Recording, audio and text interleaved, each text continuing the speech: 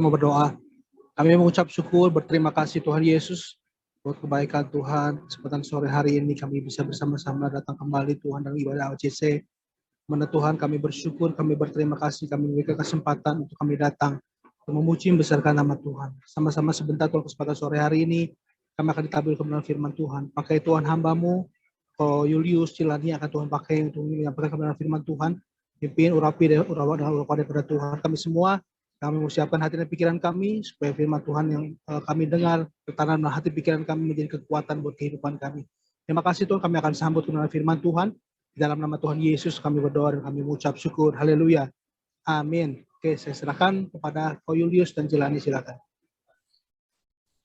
Oke, selamat malam para suami dan istri, para couple yang hebat-hebat, yang keren-keren, yang semuanya takut Tuhan. Terima kasih ya atas kesempatan buat kami berdua untuk bisa sharing ya, untuk bisa sharing apa yang menjadi kehidupan kami, pernikahan kami, dan hubungannya dengan Valentine kan. Tadinya kita mau Valentine ini bunga-bungaan gitu kan, tapi ternyata bunganya banyak yang sedang sakit, jadi yang sudah bunganya pakai online saja. Ya, terima kasih buat para tim pengembalaan dari GPPS yang sudah mengundang kami juga. Supaya bisa berbagi lah ya, sama-sama menjadi berkat. Nah, tema yang diberikan buat kami ini cukup luar biasa ya. Sekedar barangkali ada yang belum kenal, tapi saya kira sudah banyak yang kenal juga. Julius Lani punya 2 anak, Jason dan Chelsea gitulah ya. Sekedar perkenalan saja. Oke, Judul dari tema yang diminta oleh Ko Erik sebetulnya yang banyak berhubungan dengan saya itu Knowing You. Waduh, bagaimana kita bisa mengenal pasangan kita gitu ya. Suami istri itu kehidupan pernikahan memang roller coaster gitu ya. Ada yang bilang kan kita sudah sering dengar, kalau kamu mau merasakan surga, menikahlah. Kalau kamu mau merasakan neraka, menikahlah juga gitu kan. Jadi memang kehidupan pernikahan ini kehidupan sesuatu yang luar biasa ya. Tema yang sebetulnya sehari-hari, tapi ternyata banyak pasangan juga yang masih belajar terus tentang Knowing You ini ya. Bahkan tadi yang lucu, bagaimana kita bisa mengerti sih pasangan kita seperti apa. Dan ini yang luar biasa, Ko Erik yang tahu juga ya, kita selama seminggu di delay, ternyata saya dari sisi saya ini semakin belajar juga tentang Knowing You nih. Kadang ada juga percikan-percikan diskusi lah ya, kalau bahasa sehatnya diskusi yang menarik ya. Kadang-kadang saya emosi, kadang-kadang dia emosi, dan kok kamu nggak ngertiin saya sih. Terus dia juga bilang kok dia juga ngertiin sama kita saling nggak ngerti itu. Dalam seminggu ini juga ada banyak. Terus saya juga bilang, Tuhan, saya mau bagian apa ya tentang Knowing You ini ya. Menarik. Perjalanan pernikahan yang katanya semakin lama harusnya semakin mengenal, harusnya semakin mengerti, tapi ternyata kami pun belajar sampai saat ini. 20 tahun kami menikah, tapi ternyata kami masih harus banyak belajar untuk mengerti satu dengan yang lain. Jadi nggak gampang gitu ya, bukan satu pelajaran yang instan, tapi pembelajaran seumur hidup kita. Ketika belajar tentang Knowing You ini, kita juga mengalami proses yang luar biasa juga gitu ya. Saya merasa ingin dimengerti sesuai dengan lagu yang sering kita dengar, karena wanita ingin dimengerti, bukan begitu para ibu? Gitu ya. Tapi bapak-bapak pun punya pemikiran, emang gua teh cacing perutnya elu bisa tahu apa yang lu pengen? Lu diam aja, gimana gua bisa tahu apa maunya elu gitu ya. Jadi memang sesuatu yang luar biasa ya tentang Knowing You ini. Tadi kayak lagu Immanuel juga, wanita biasanya banyak nangis tuh. Paling favorit lagu buat wanita biasanya rapnya ya. Sekali. Kau kuatkan aku bertahan, kau harapan dalam kesesakan. Biasanya cewek-cewek sering nyanyi lagu itu tuh kalau sedang dalam taraf-taraf yang luar biasa. Dalam tahap-tahap yang sangat-sangat menggemaskan dalam kehidupan pernikahan ya. Jadi bilang sama Tuhan, kau kuatkan aku bertahan Tuhan, apapun yang terjadi. Tapi ya ini pertahanannya mau sampai di mana, mengertinya mau sampai sejauh mana, inilah yang akan kita sharingkan sama-sama ya. Karena saya percaya banyak sekali Bapak Ibu di tempat ini, teman-teman di tempat ini, kita menjalani proses yang berbeda-beda dalam satu pernikahan. Tapi sebelumnya, ini ada satu yang kita mau bagiin nih. Ya. Ini lagi booming. Kalau misalnya Bapak Ibu, teman-teman semuanya bisa melihat, suka main TikTok-an ya. Ini lagi seru nih gitu ya di TikTok-an, katanya chemistry test. Chemistry test. Semua pada ngikutin tes ini gitu ya. Kita sama-sama lihat seberapa jauh kita bisa lolos dari tes ini. Contoh, ini contohnya dulu, contohnya. Ada suaranya nggak? Belum Sebentar. ada ya suaranya ya. Harus- Sebentar ya. Siasan dulu sebentar. Harusnya yang semakin usianya semakin banyak harus makin chemistry ya seharusnya ya. Semoga. Coba bisa nggak, Cel?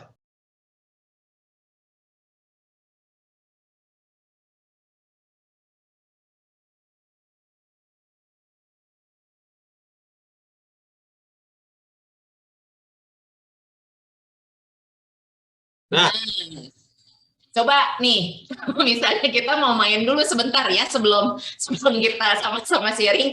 Saya mau ngajak beberapa pasangan yang terlihat di sini. Kita mau sama-sama chemistry test. Saya pengen lihat seberapa jauhkah kita bisa tahu angka-angka yang kurang lebih akan keluar di tangan kita masing-masing. Tapi nggak boleh ngintip ya.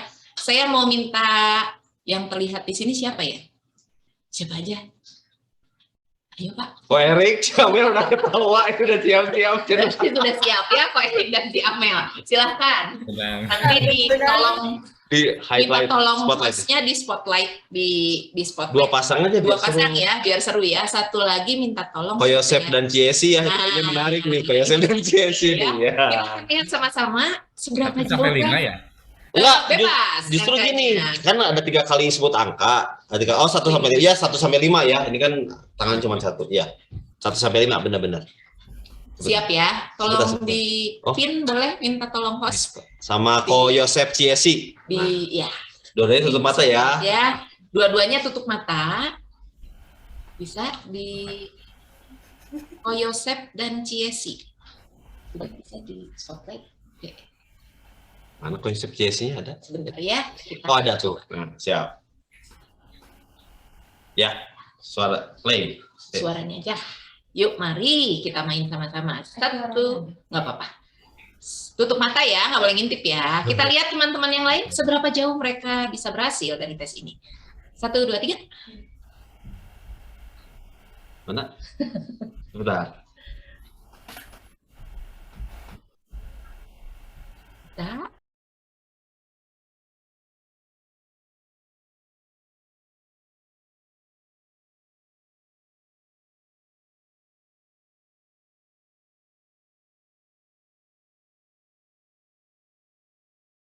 Mbak, Bapak Ibu, Ada yang sama nggak? Ada yang sama nggak? ada yang sama nggak? Mereka juga penasaran. Ada yang sama nggak di antara Ko Erik dan si Amel dan Ko Yosef dan si Yesi? Ada yang sama? Ternyata tetot gitu. Bisa Suami kalau kurang. nyobain belum tentu berhasil. Iya, gitu iya, ya. iya. Karena ini permainan yang memang kita keluarin angka gitu ya. Nah, apa sih yang kita pelajari sama-sama dari sini? Ya, intinya gini lah, kita kadang-kadang nggak bisa ngedrive ya. Kita maunya apa sama pasangan kita. Karena kita nggak pernah bisa merubah pasangan kita. Kita nggak bisa pernah tahu apa yang di dalam pasangan kita. Jadi intinya apa yang harus kita berubah. Nah, sharing malam ini bukan tentang bagaimana jurus jitu merubah pasangan atau bagaimana kita bisa merubah pasangan dalam waktu 2 hari atau 10 hari gitu ya.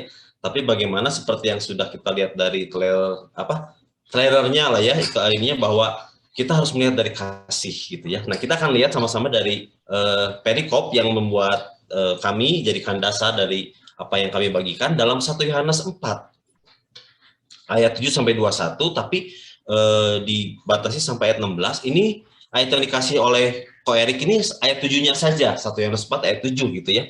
Bagaimana nanti kita bisa menjadi dasar dari apa yang mau kita sharingkan pada malam hari ini. 1 Yohanes 4 ayat 7, saudara-saudaraku yang kekasih, marilah kita saling mengasihi, sebab kasih itu berasal dari Allah, dan setiap orang yang mengasihi lahir dari Allah dan mengenal Allah. Nah, lalu ya, Barang siapa tidak mengasihi, ia tidak mengenal Allah. Sebab Allah adalah kasih.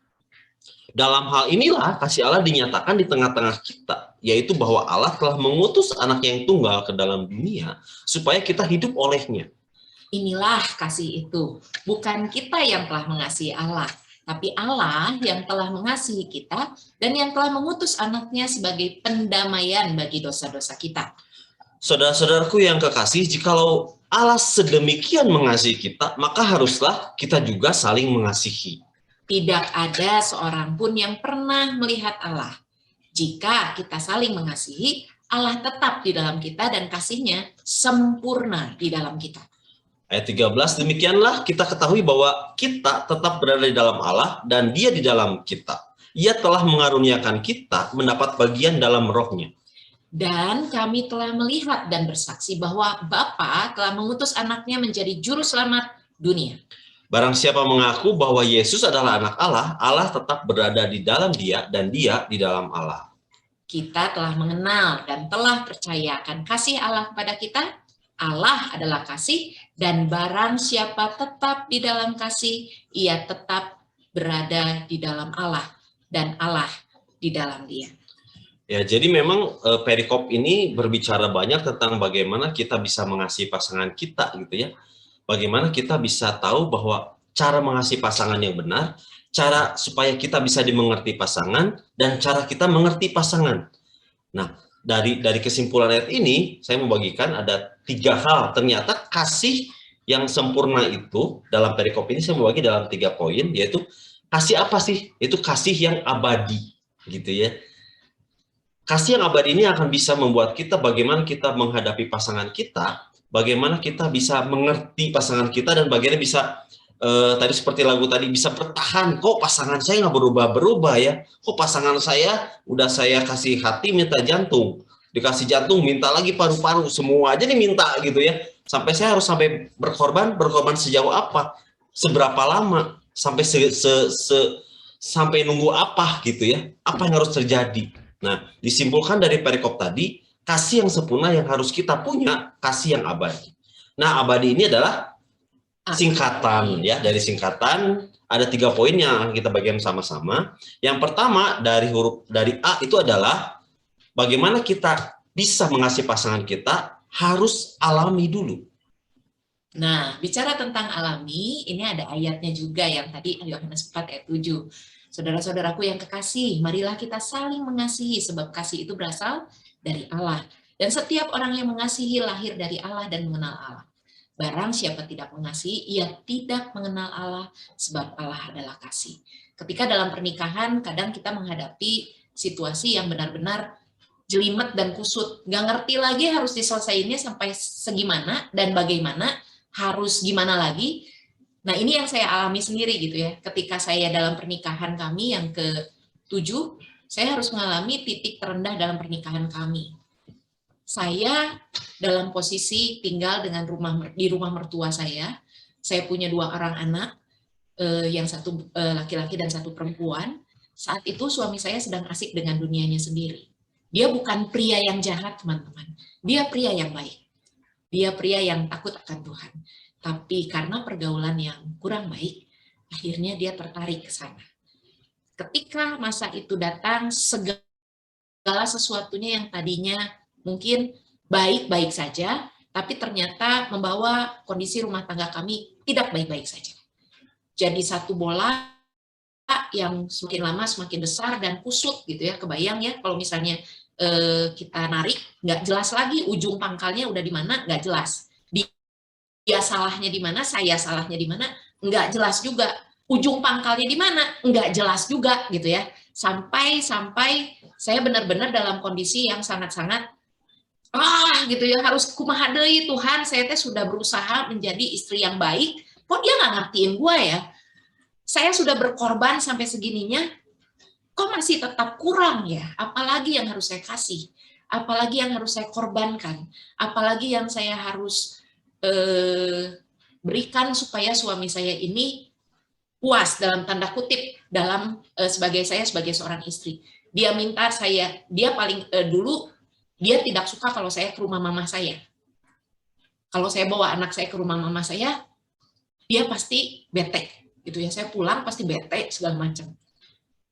Saya turutin pun sampai saya nangis-nangis gitu ya. Pengen ke rumah si mama aja susah gitu ya. Saya nurut pun tetap tidak merubah dia. Bahkan semakin lama semakin naik gitu ya levelnya. Tapi mungkin dia pun dalam posisi yang sama. Dia pun merasa gua sudah ngalah, tapi kok lu nggak ngerti-ngerti juga ya. Nah, itulah satu pergumulan yang luar biasa, benturan yang luar biasa, dan akhirnya pada satu titik saya merasakan bahwa saya butuh riset dalam kehidupan pernikahan saya. Satu malam saya benar-benar yang diem, saya telepon suami saya, nggak diangkat.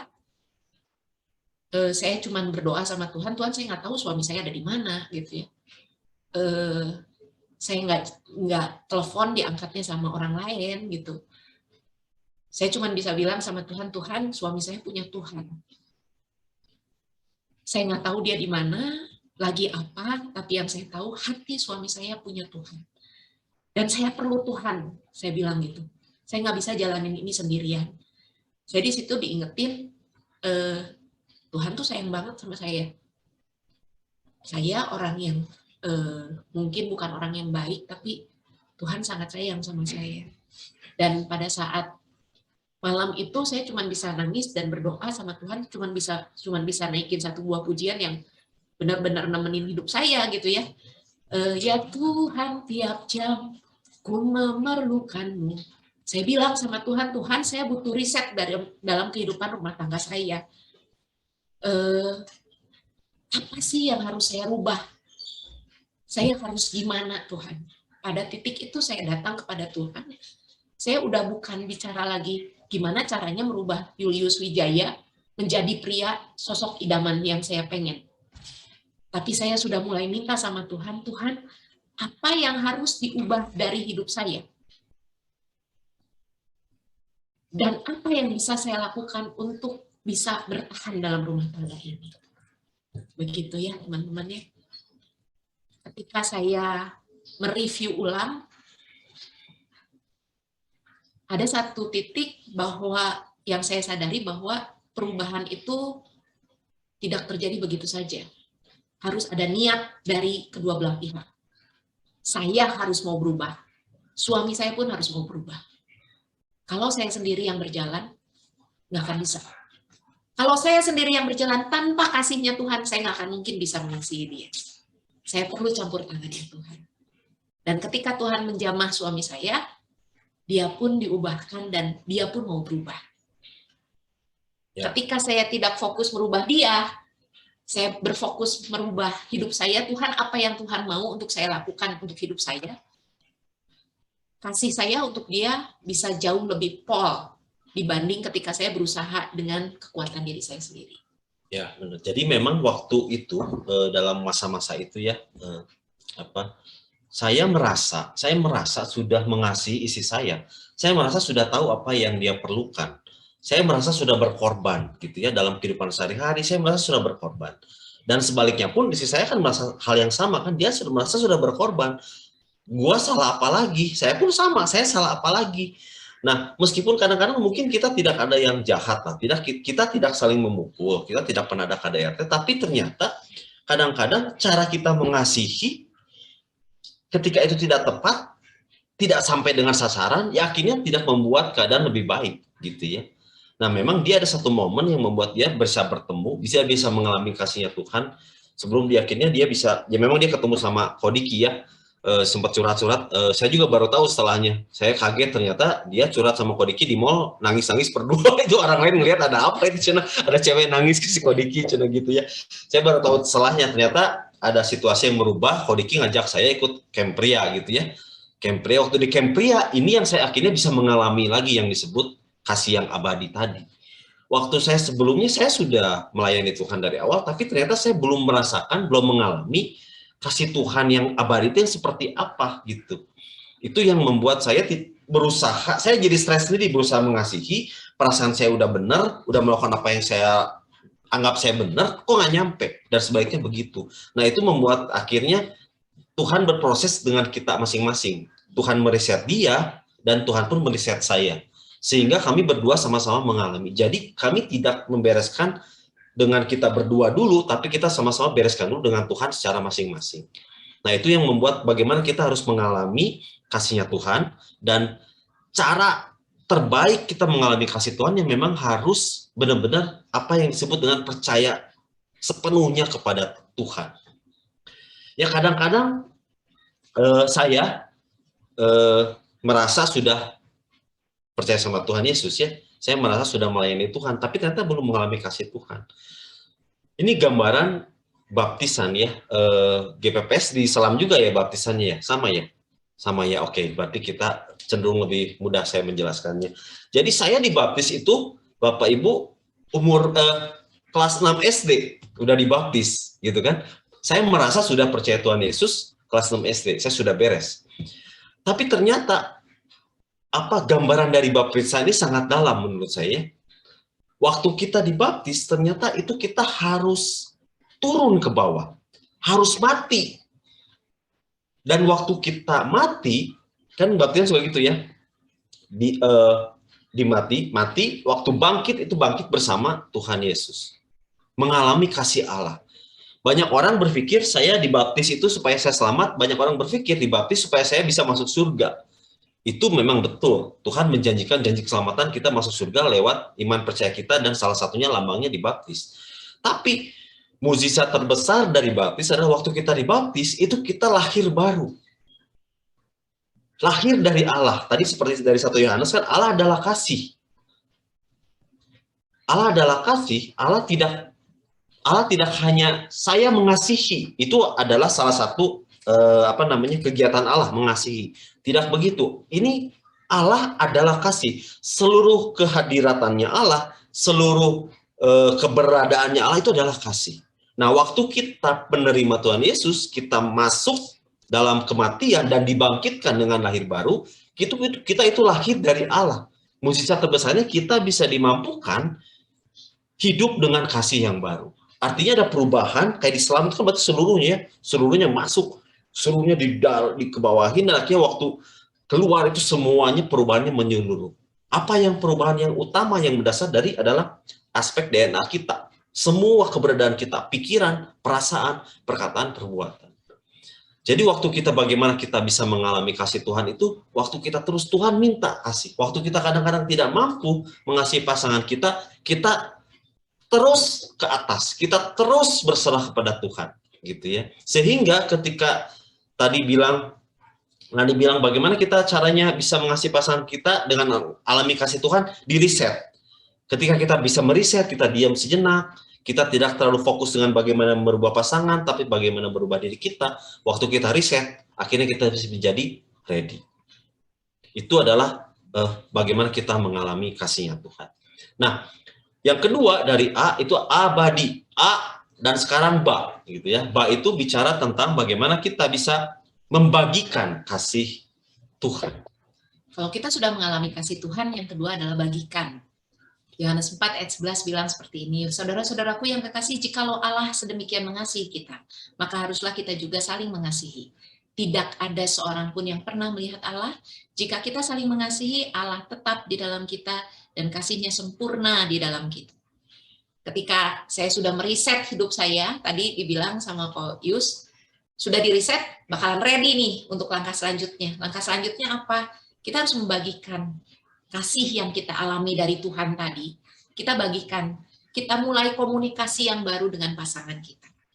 Kita mulai mengkomunikasikan cara mengasihi kita dengan cara yang baru kepada pasangan kita. Fokusnya pada mengasihi pasangan kita. Gitu ya. Nah, memang ini juga saya terus terang saya dapat ini juga dari istri saya, dari Rani ya. Waktu dari dalam proses-proses awal saya merasa sudah mengasihi, tapi caranya salah. Waktu dia sudah mengasihi, caranya salah. Saya tahu dia maksudnya baik, tapi nggak kena. Dia saya bahasa kasihnya dilayani, dan dia dengan senang hati melayani gitu ya. Bikinin kopi, kadang-kadang mau mandi pun anduknya diambilin gitu ya, segala macam. Nah, waktu dalam kasus-kasus dulu itu, saya dibikin kopi, dia bikin kopi memang. tapi nggak keterima tuh ya, hanya sekedar kopi yang saya minum udah, berarti saya dilayani, beres. Tapi waktu dia di reset, waktu dia berubah, waktu dia semakin mengalami kasih Allah, saya diproses. Waktu dia mainkan kopi, kok rasanya beda ya? Entah gimana. Salah satu saya mau ikut camp pemulihan pria juga adalah karena dari tingkah laku istri saya yang kok mulai beda gitu ya. Caranya sama, bagian kopinya sama, ngasih makannya sama, tapi kok rasanya beda. Dan ada yang berbeda, sesuatu yang kayaknya teh message-nya teh sampai gitu. Apa namanya? Saya mengasihi Koko kayak gitu ya. Meskipun memang tidak berupa drastis. Berapa tahun? 7 tahun. Emang cukup lama juga ya. 7 tahun kan ada hari Sabat 7 tahun ya. Jadi hari Sabat. Memang 7 tahun, tapi Bapak dan Ibu sekalian, proses dia itu lambat laun masuk ke saya itu. Kasihnya itu masuk. Membuat saya, oh ini ya, kok dia tulusnya lebih kerasa ya. Nah, akhirnya ketika singkat cerita, ketika kita sudah sama-sama mengalami bahwa kita ini harus berubah cara komunikasi kita, cara mengasihi kita, kan bagaimana merubahnya gitu ya, bicara teknis, akhirnya saya setuju juga dengan gaya si Kodiki ini ya. Waktu kita mau merubah sesuatu yang penting, kita harus mulai dengan sesuatu yang tidak penting. Gitu ya. Waktu dulu itu malas banget, kayak tadi dia cerita, bawa anak ke mertua itu saya juga malas. Karena waktu di sana, ya kadang-kadang nggak tahu gimana lah, saya juga nggak ngerti ya. Saya waktu dulu memang pikiran saya agak tertutup lah ya, nggak ngerti. Tapi sekarang kadang-kadang saya sampai istri saya berdua ke mertua saya. Saya, oh ternyata istri saya mungkin dulu pernah luka tentang masalah mertua ini. Akhirnya kadang-kadang saya sama dia pergi. Kadang-kadang beliin sesuatu pergi ke mertua. Kadang-kadang kita pergi ke pasar Andir beli apalah, beli bonteng, beli kol gitu ya. Kadang-kadang pergi naik motor berdua malam-malam. Dari situ kita mulai terbangun waktu cara komunikasi kita yang baru, meskipun kadang-kadang nggak penting, tapi ternyata membuat kita mulai, oh dia maunya ini, oh dia senangnya ini. Ternyata dimulai dari hal-hal yang tidak penting. Dimulai dari hal yang tidak penting, tapi ada yang penting. Yang pentingnya adalah pakai hati. Segala sesuatu yang pakai hati, segala sesuatu yang dimulai dengan hati akan nyampe ke hati juga. Amin. Ya, segala sesuatu yang pakai hati, jangan pakai pikiran kita, jangan pakai logika kita. Waktu saya awal-awal melayani suami saya pikir itu adalah tugas dan kewajiban seorang istri. 1, bikinin kopi. 2, masakin suami. 3, bawain masakin air buat suami, masakin suami. Masakin air buat suami. Oh itu dendam banget ya, masakin suami.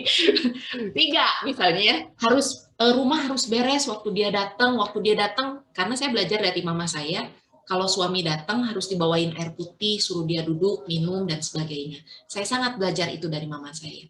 Tapi waktu saya sekedar melakukan itu dengan pikiran saya bahwa itu adalah tugas dan kewajiban seorang istri, berbeda ketika saya mengalami kasih Tuhan, prinsip di otak saya sudah berbeda. Saya melayani dia karena kasih saya kepada Tuhan, karena saya mau dia merasakan kasihnya Tuhan lewat apapun yang saya lakukan. Saya bikin kopi, sambil bikin kopi, kalau orang lain mah meureun bari manyun gitu ya, bari keheul gitu ya, wah balik jam sakit kira-kira gitu ya. Tapi hari itu, sejak saya bertemu dengan Tuhan dan mengalami kasihnya Tuhan, dia datang malam pun gitu ya, dengan kondisi yang tidak baik, maaf, tidak baik-baik saja, saya bisa membuka pintu, saya bisa bilang, baru pulang, saya beresin, dalam kondisi yang tidak baik-baik, dia nggak sadar teman-teman, dia pulang nyampe rumah. Saya masih bisa gantiin dia baju, saya masih bisa sekain dia, saya masih bisa tersenyum ketika dia ketawa sama saya, ada Lani, gitu ya. Saya cuma bisa senyum, oh iya, tidur ya. Saya cuma bisa ngomong gitu. Besok paginya masih bisa bikin kopi. Kok minum kopi ya, saya kerja dulu. Kalau bukan karena kasihnya Tuhan, kalau bukan karena hatinya Tuhan, nggak mungkin saya bisa melakukan itu. Siapa sih yang bisa melakukan itu? Dijamin 100% nggak akan ada yang buat. Kenapa harus pakai hati? Karena ketika kita pakai hati, artinya kita mentransfer kasih yang sudah kita alami, kita transferkan kepada pasangan kita. Kenapa jangan terlalu banyak pakai pikiran? Karena pikiran kita ini terlalu banyak filsafat. Pikiran kita terlalu banyak untung rugi. Pikiran ini terlalu banyak transaksi. Kalau saya lakuin, kalau saya bagiin kopi, kira-kira dia berubah nggak ya? Selalu untung rugi, selalu berpikir. Kalau saya bikin kopinya 5 kali berubah nggak ya? 6 kali aduh rugi. 7 kali masa sih terus-terusan gini? Harga diri saya di mana? Kalau udah bicara pikiran selalu ada transaksi, selalu ada untung rugi. Nah, oleh karena itu jangan banyak pakai pikiran, bagiin aja terus. Karena tugas kita memang hanya membagikan, bagikan apa yang sudah kita alami. Tapi yang jadi masalah adalah dalam setiap proses pasti ada tantangannya. Ya teman-teman ya, nggak mungkin 100% lolos dan lulus. Saya pun mengalami hal yang sama.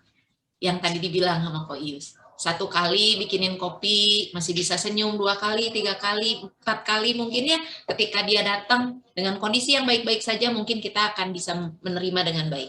Tapi ketika dia datang dengan tidak baik-baik saja, apakah saya masih bisa melakukan itu? Belum tentu saya berhasil mengasihi dia. Bahkan sampai hari ini pun kami masih belajar membagikan kasih ini, membagikan apa yang kami miliki, membagikan segala sesuatu pakai hati kita, tetap aja ada hasil yang jelek. Contohnya yang kemarin terjadi, komunikasi kami tiba-tiba saja memburuk ketika kami membicarakan satu hal. Saya maksudnya kemana, tiba-tiba dia maksudnya kemana. Akhirnya dia membentak saya paling nggak suka dibentak. Tapi kalau Lani yang dulu mungkin kalau Lani yang dulu mungkin ketika dibentak saya akan bentak balik gitu suami saya gitu ya. Naon sih gitu ya. Bisa gitu ya. Tapi saya cuma bisa diem. Saya masuk ke rumah. Diem, benar-benar diem yang rilis gitu ya, benar-benar yang Tuhan gua salah di mana ya? Kok bisa sampai kayak gini ya? Nangis ada nangis gitu ya. Saya harus jujur, saya nangis saat itu. Sambil dengerin pujian gitu ya, kotak-kotak komputer dan sebagainya. Tapi pada saat itu kami belajar bahwa hasil yang jelek kami harus jalanin dan kami tetap berproses. Biasanya kami akan ribut misalnya, kalau dulu ributnya bisa seharian ya. Saya bete sama dia bisa seharian, bisa semalaman, bisa semingguan mungkin ya. Tapi kali itu kami belajar selesaikan. Dia langsung bilang, sejam merenya. Sejam selesai. Hanya, ayo kita akan ke sini mau ikut. Dan saya dengan berbesar hati, iya. Selesai. Di jalan kami pun bilang, maaf, tadi saya membentak kamu dan sebagainya. Tapi si proses yang berjalan itu tidak terjadi dengan seketika, iya. Tapi kami belajar menjalani proses itu. Ya, ya kami hanya belajar gitu ya, terus berproses. Kami masih manusia. Tapi ada satu contoh di Alkitab yang luar biasa, bapak-bapak dan ibu-ibu, couple yang ini, bahwa ada Hosea ya, kita sama-sama tahu Hosea itu contoh yang nyata daripada bagaimana Tuhan mengasihi manusia. Hosea mengasihi istrinya meskipun istrinya sering mengkhianati dia gitu ya di Alkitab. Itu sangat-sangat luar biasa. Nah, kadang-kadang waktu baca Alkitab susah gitu ya. Segimana sih kasihnya Hosea. Nah, ini kemarin saya baru habis nonton film ini dan teman-teman kalau bisa sih nonton film ini, Redeeming Love. Ini keren banget. Ini dibuat dengan gaya Hollywood gitu ya, tapi ambil dari inti cerita Hosea. Sama si perempuannya juga pelacur, si wanita, si laki-lakinya ini dia sudah kenal Tuhan, sudah mengalami Tuhan. Itu lihat filmnya, saya lihat perempuannya sampai kesel. Berkali-kali mengkhianati, ngomongnya udah sembarangan, udah mengkhianati berkali-kali, tapi si cowoknya bisa dengan tenang, saya mengasihi kamu. Wah, ini keren kalau mau nonton. Kita bisa merasakan ada manusia aja bisa mengasihi seperti ini, apalagi Tuhan. Gitu ya. Jadi bagaimana kita bisa mengalami kasih Tuhan dan kita bisa membagikan kasih tanpa menuntut hasil. Bagikan, dan bagikan. Nah, poin yang terakhir yang ketiga, A, alami, B, bagikan, D, menjadi. Waktu kita sudah mengalami, kita membagikan dan akhirnya kita menjadi agen kasih itu. Nah, bicara tentang menjadi ini yang akan kita lakukan. Menjadi kasih. Kasih yang bagaimanakah? Kasih yang sesungguhnya yang benar-benar kita akan lakukan. Baik dari suami, baik dari istri, kita akan menjadi kasih berjalannya Tuhan dalam kehidupan rumah tangga kita. Nah, ini bagiannya suami. Langsung aja next semua. Semua. Next.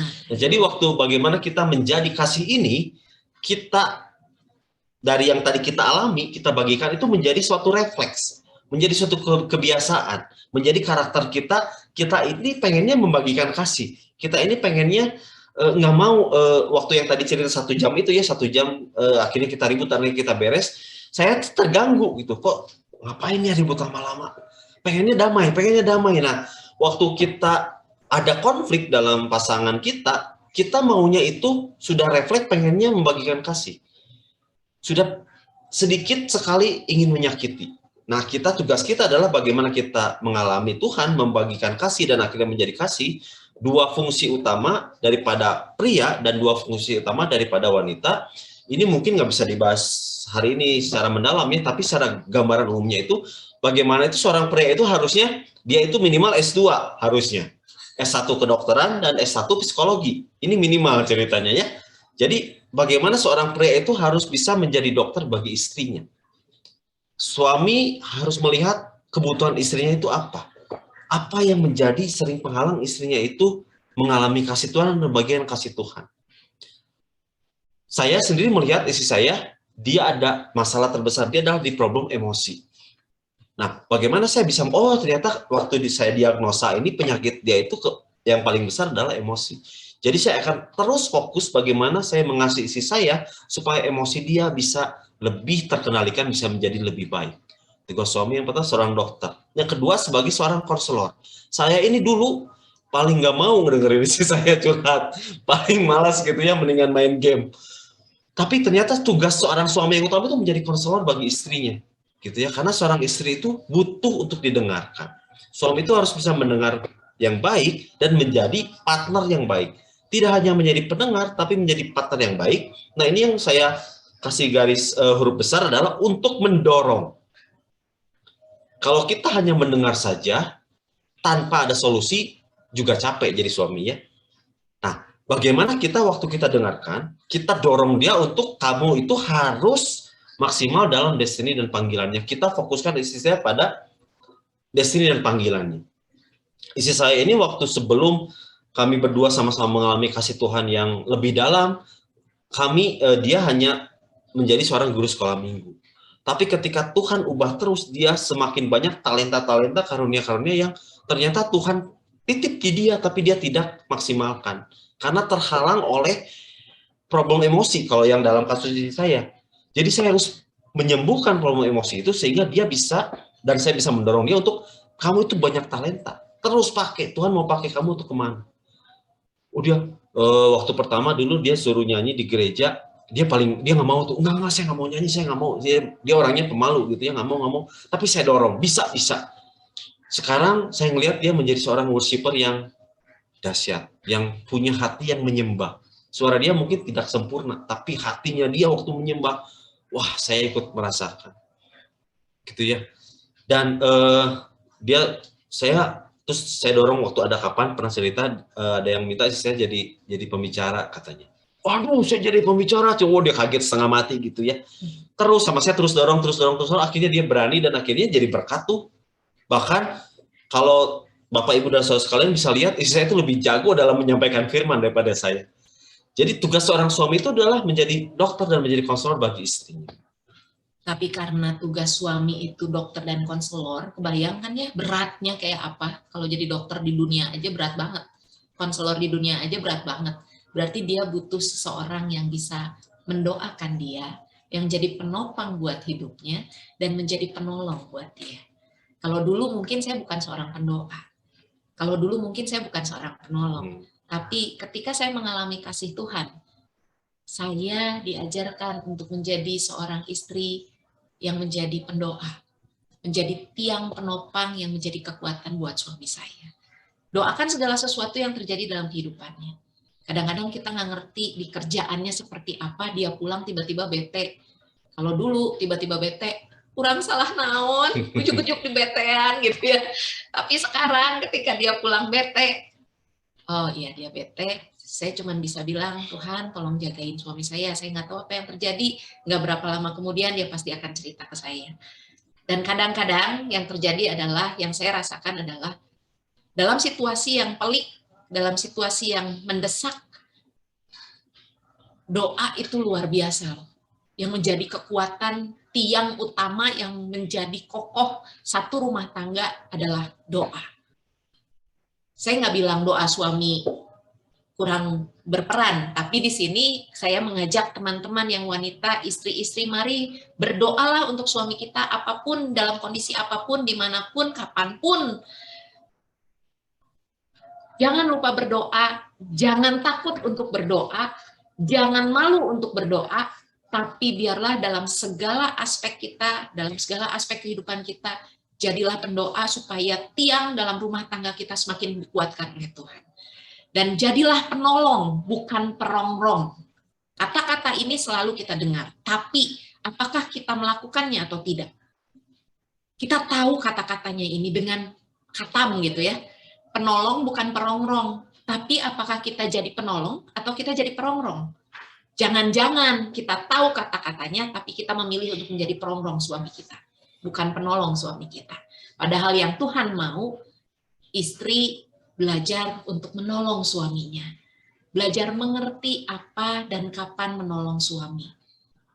Kami sedang mengalami satu proses dalam rumah tangga kami, tidak gampang. Kami masih terus mendoakan. Kadang-kadang suami saya nanya, ini gimana atuh? Saya cuma bilang sama dia, Tuhan bilang, berharap, berserah sama Tuhan, ya udah kok lakukan saja. Saya cuma bisa bilang gitu sama dia. Tapi saya percaya ketika seorang istri bilang gitu, itu menjadi kekuatan untuk suami. Ya, betul. Ya, jadi Bapak Ibu dan saudara sekalian, inilah yang dasar daripada sharing kita pada malam hari ini. Kasih yang abadi itu yang harus kita terima. Bagaimana kita dalam perikop tadi 1 Yohanes 4, bagaimana kita bisa mempraktekkan dengan mengasihi pasangan kita, lebih tahu pasangan kita itu dengan mengalaminya sendiri, membagikan dan menjadi agen kasih itu. Kasih abadi, alami, bagikan, dan jadilah. Ya, sebagai quotes terakhir, ini bagus banget dari Rick Warren. Learning to love unselfishly is not an easy task. Belajar untuk mengasihi tanpa egois gitu ya, nggak egois kasihnya, itu bukan tanggung jawab dan tugas yang mudah. It runs counter to our self-centered nature. Itu akan menghantam kita luar biasa supaya egoisnya kita berkurang. Ini yang harus kita lakukan. Jadi bukan hanya berpikir gimana caranya dia mengerti saya, dia pun tidak menuntut saya untuk selalu mengerti kehidupannya. Tapi bagaimana caranya kita belajar untuk melepaskan keegoisan kita satu dengan yang lain, belajar untuk bergandengan tangan, belajar untuk saling menopang, belajar untuk saling melengkapi satu dengan yang lain, supaya nama Tuhan dipermuliakan lewat rumah tangga kita. Tidak mudah, tapi tidak mustahil untuk dilakukan. Hal yang pertama dilakukan adalah alami kasih Tuhan. Ketika kita mengalami kasih Tuhan, bagikan kasih itu pada orang-orang sekitar kita. Dan jadilah kasih itu dimanapun kita berada, terutama di dalam keluarga kita. Ya, Bapak Ibu Saudara, jadi bagaimana kita bisa knowing pasangan kita, bagaimana kita bisa mengerti pasangan kita. Langkah awalnya adalah bagaimana kita bisa mengerti diri sendiri dulu. Kita harus mengerti diri kita harus lawan, kita harus lawan terus keegoisan diri kita, sehingga ketika itu runtuh, otomatis kita bisa mengerti pasangan kita lebih dalam, karena kita sudah meruntuhkan ego kita dan menggantikan dengan kasih Allah yang abadi tadi, sehingga kita bisa mengasihi pasangan kita lebih dalam dan lebih baik lagi. Terima kasih, Tuhan Yesus memberkati. Mari sama-sama kita berdoa. Bapak, kami ucap syukur ya Tuhan atas sharing kami yang terbatas ini. Tuhan yang mengerti setiap pergumulan dari kami semua di tempat ini ya Tuhan. Biarlah kiranya Tuhan berbicara dengan caranya Tuhan yang ajaib. Untuk terus mengasihi setiap pernikahan di dalam gereja GPPS ini ya Tuhan, karena kami yakin dan percaya ada banyak pernikahan-pernikahan yang Tuhan siapkan menjadi berkat lebih banyak lagi dimanapun mereka berada ya Tuhan. Tuhan berkati ya Tuhan. Firman Tuhan menjadi taburan yang hidup, taburan yang bisa mengubah seluruh mindset, pikiran, hati kami ya Tuhan, sehingga kami bisa lebih mengasihi pasangan kami dengan kasih yang abadi ya Bapa. Terima kasih ya Bapa, di dalam nama Tuhan Yesus kami semua berdoa dan mengucap syukur. Amin. Amin. Terima kasih. Terima kasih, kami kembalikan kepada host. Amin, terima kasih kok Julius, Cilani. Luar biasa ya, saya pribadi merasa diberkati lewat firman Tuhan yang dibagikan. Mungkin saya juga sudah mengalami kasih Tuhan ya, puji Tuhan. Tapi kadang saya belum mereset diri saya sendiri gitu ya, masih banyak nuntut pasangan gitu. Ya, malam ini saya belajar lah apa yang udah saya terima, udah alami, kita harus bagikan ya ke pasangan kita. Terus harus melakukan segala sesuatu dengan hati ya, Cilani ya. Dengan hati kita ya, nggak mudah tapi tidak mustahil tadi. Luar biasa ya. Nah, sebentar akan ada Q&A ya, tanya jawab. Nah, kita persiapkan. Mungkin ada yang mau nanya, boleh buka mic langsung atau lewat kolom chat. Nah, sebelumnya kita akan dengar pujian yang kedua. Saya persilakan multimedia. Kau Bapa yang mengasihiku, kuasa-Mu memulihkanku, hati yang baru Kau berikan, untukku dapat melihat rencana-Mu indah bagiku. Kau ada di setiap jalanku, hatiku haus dan lapar akan Engkau. Amin. Kaulah segalanya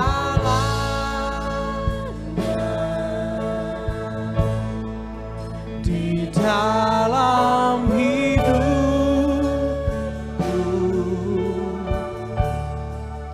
kerajaan-Mu, kebenaran-Mu, itu bagianku.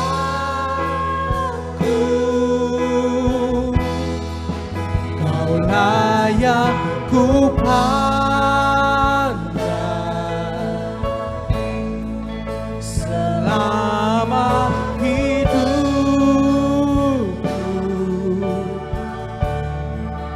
mengasihi-Mu, memuliakan-Mu, Bapa dan Rajaku.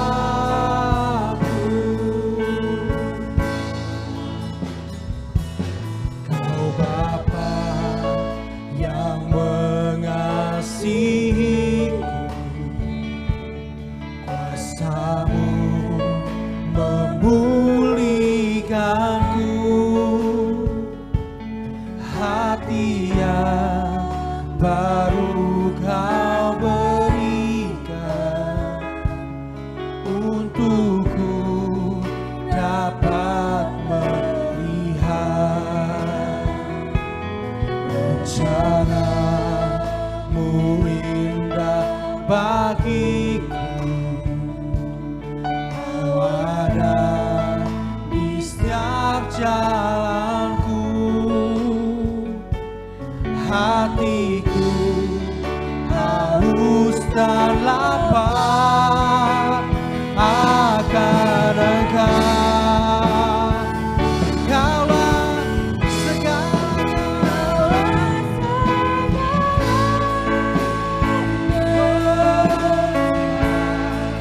di dalam hidup.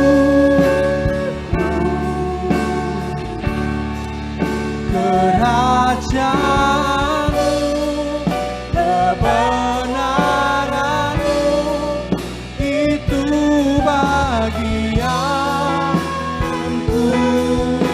Kaulah yang ku pandang selama hidup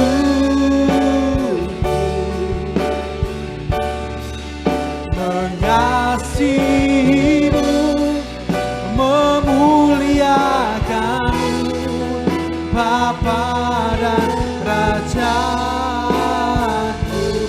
Kaulah segalanya, Kaulah segalanya. Amin Tuhan, di dalam hidup kerajaanmu, kebenaranmu, itu bagianku. Oh, Kaulah yang ku pandang selama hidup, mengasihimu, memuliakanmu, Bapa dan Rajaku. Mengasihimu, mengasihimu, memuliakanmu, Bapa dan Rajaku. Sekali lagi katakan, mengasihimu, mengasihimu, memuliakanmu,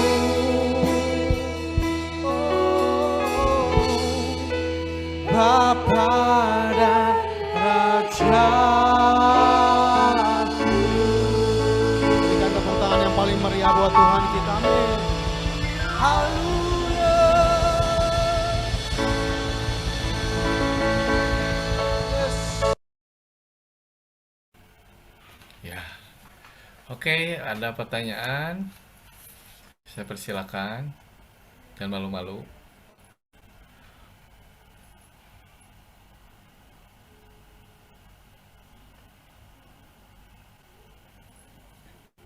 Kodiki mau nanya. Udah tahu banget Kodiki mah. Jadi berkat, jadi berkat. Luar biasa.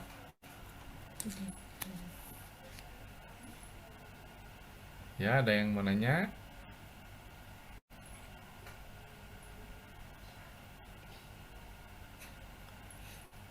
TikTok.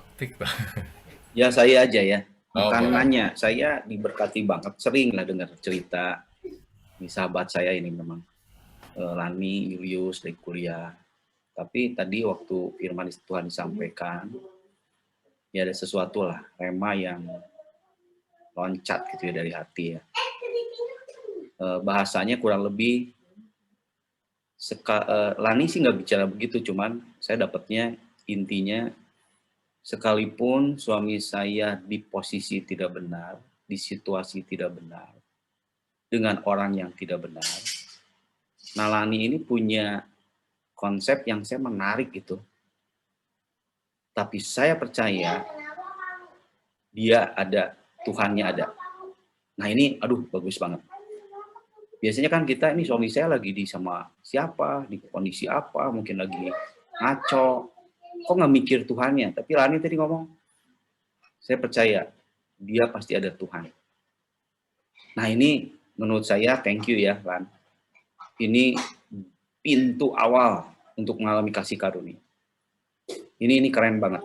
Saya benar-benar loncat banget nih, jadi rema banget. Dia bilang, coba nanti diputar lagi. Saya berapa kali dengar gitu ya, ini memang sesuatu yang Tuhan kasih ya. Suami saya mungkin saat itu lagi mabok ya Yus ya. Atau dengan orang-orang kalacau lah begitu. Yang ada kan istri marah, nangis, kehel, tapi dia, saya yakin Tuhan ada. Nah jangan sempat ngelupain campur tangan Tuhan yang tidak pernah bagus ini, yang nggak pernah hilang dari hidup seseorang yang berdosa seperti apapun. Itu aja sih, saya cuman bukan khotbahnya. Thank you. Jadi untuk segala kehidupan, segala hal, saya ngerasa kenapa tidak berpikir ya bahwa Tuhan itu ada, tidak akan pernah ninggalin. Thank you. Itu aja. Jadi khotbah ya, punten. Nyimpulin aja, diberkati. Ya, thank you Ko Diki. Boleh ada beberapa pertanyaan lagi, silakan.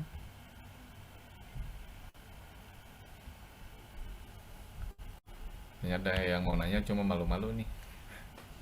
Ketik di kolom chat aja.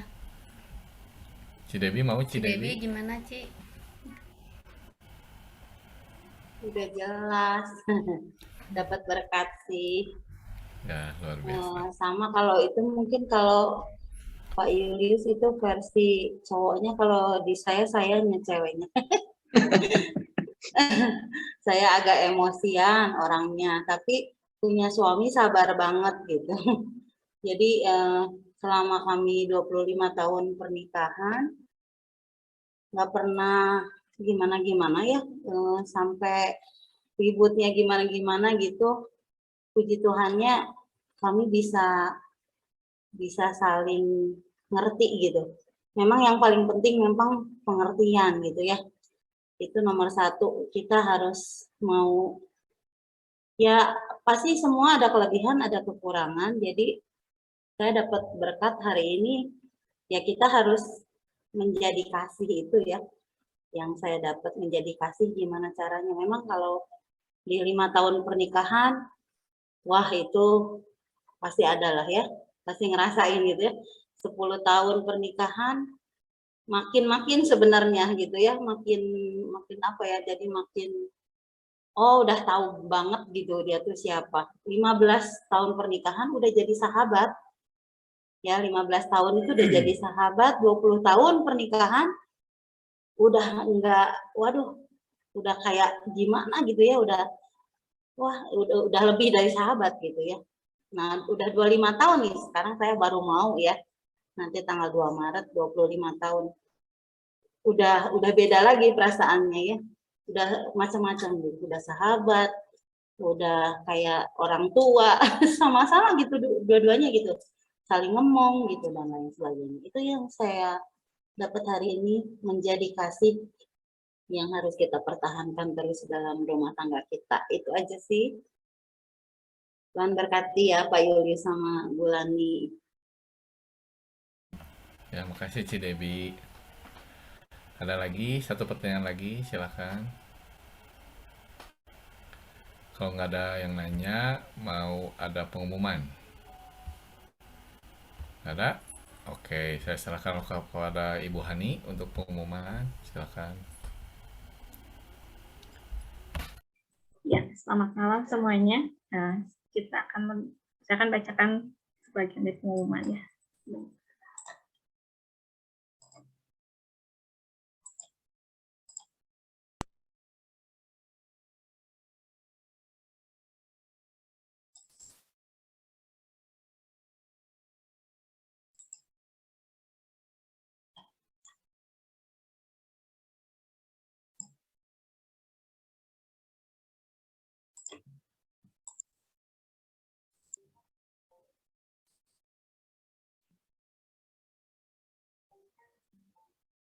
Ya.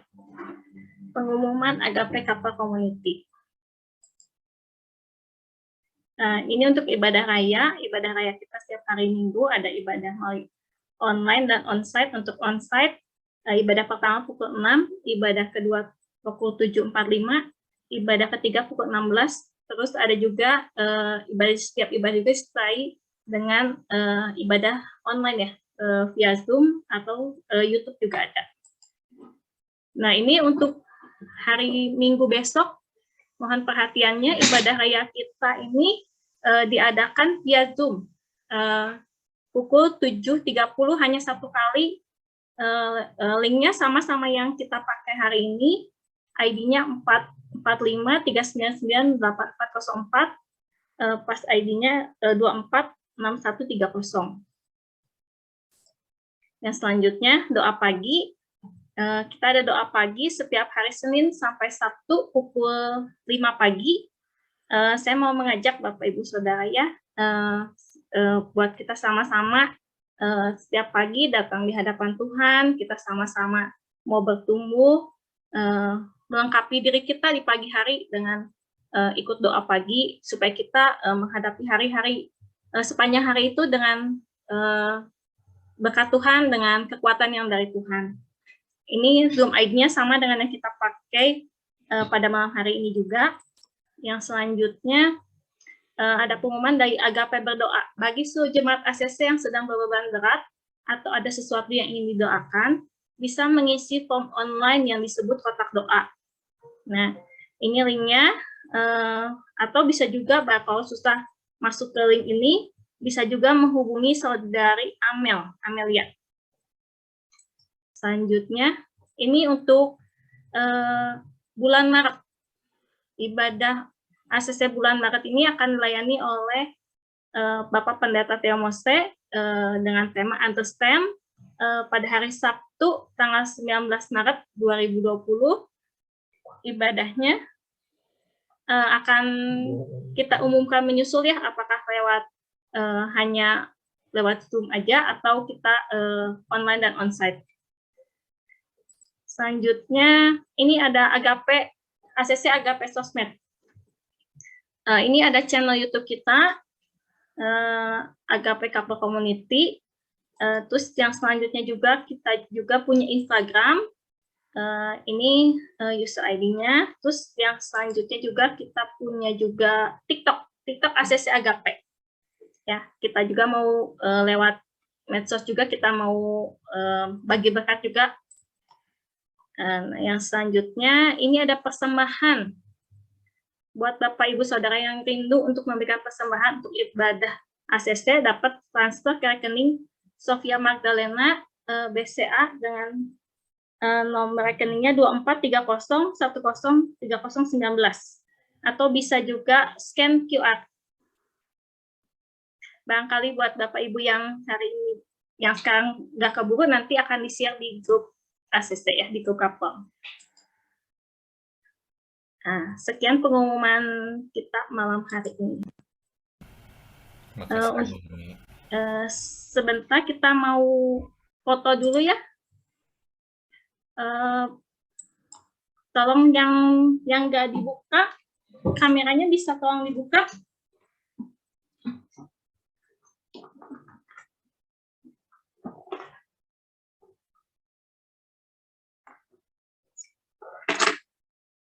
Layar 1.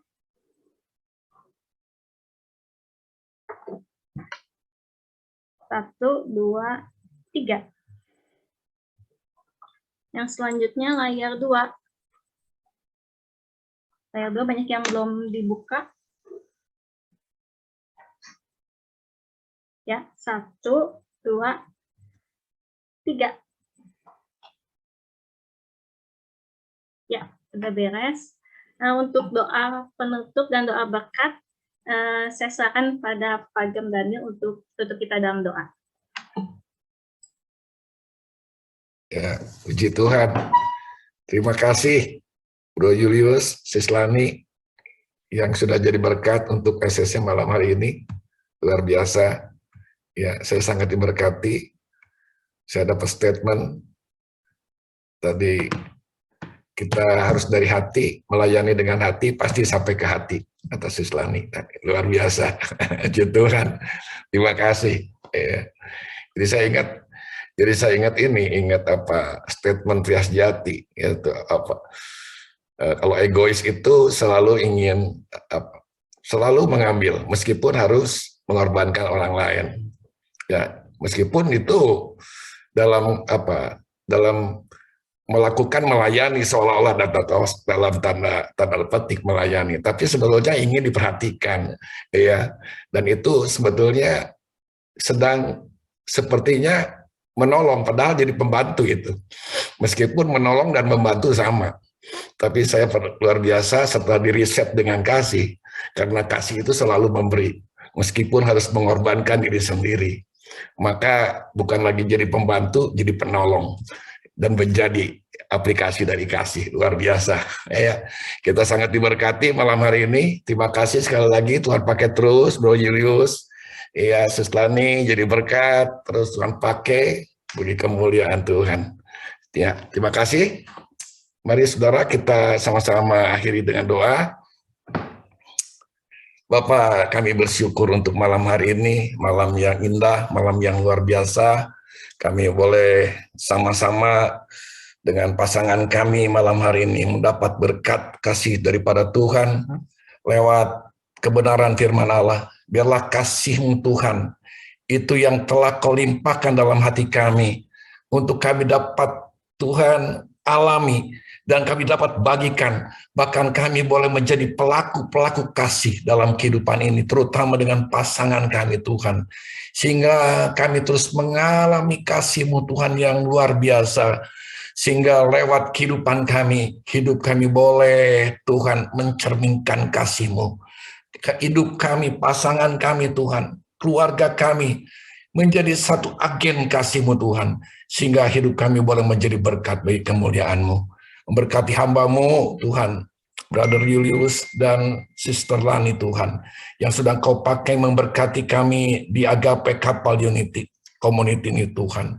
Terus Tuhan urapi sertai pakai dimanapun Tuhan kedua hamba-Mu melayani, biar hidupnya terus jadi berkat, hidupnya boleh jadi teladan, jadi inspirasi Tuhan untuk keluarga-keluarga, sehingga banyak keluarga-keluarga diberkati dan dipulihkan lewat pelayanannya. Terima kasih Bapak, berkati setiap kami yang sudah melayani, mulai dari Erik, Amel, dari Bapak Gembala Lukas yang sudah Tuhan sebagai WL Tuhan, baik sebagai host Saudara Hani, setiap kami yang sudah melayani malam hari ini. Tuhan pakai kami untuk kami lebih lagi Tuhan, memberikan yang terbaik dalam hidup ini.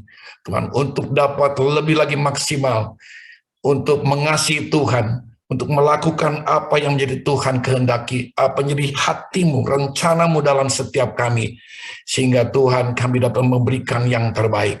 Semuanya Tuhan hanya untuk kerajaan-Mu dibesarkan dan ditinggikan. Terima kasih Bapa, berkati kami semua, lindungi, sertai, kuatkan kami, baik pekerjaan kami, baik keluarga kami, baik pelayanan kami, apapun setiap aspek hidup kami percaya Tuhan memberkati. Keluar masuk kami diberkati, melindungi, dijauhkan daripada sakit penyakit apapun, sehingga kami sehat, kami kuat, kami terus dapat berkarya bagi kemuliaan kebesaran-Mu. Terpuji nama-Mu, Bapak Ibu saudara kasih dalam Tuhan. Mari angkat tanganmu, angkat hatimu di hadirat Tuhan, terimalah berkat damai sejahtera daripada Allah Bapa di surga, kasih karunia daripada Tuhan Yesus Kristus, pertolongan, persekutuan, penghiburan daripada Roh Kudus, kiranya menyertai saudara mulai malam hari ini, bahkan sampai Maranatha, sampai selama-lamanya, di dalam nama Tuhan Yesus, yang diberkati bersama dengan saya katakan, amin, amin. Tuhan Yesus berkati semuanya. Sekali lagi terima kasih Bro Julius, Seslani, Tuhan berkati. Terima kasih. Thank you Pak Gem semuanya. Bro, thank you Bro Lani.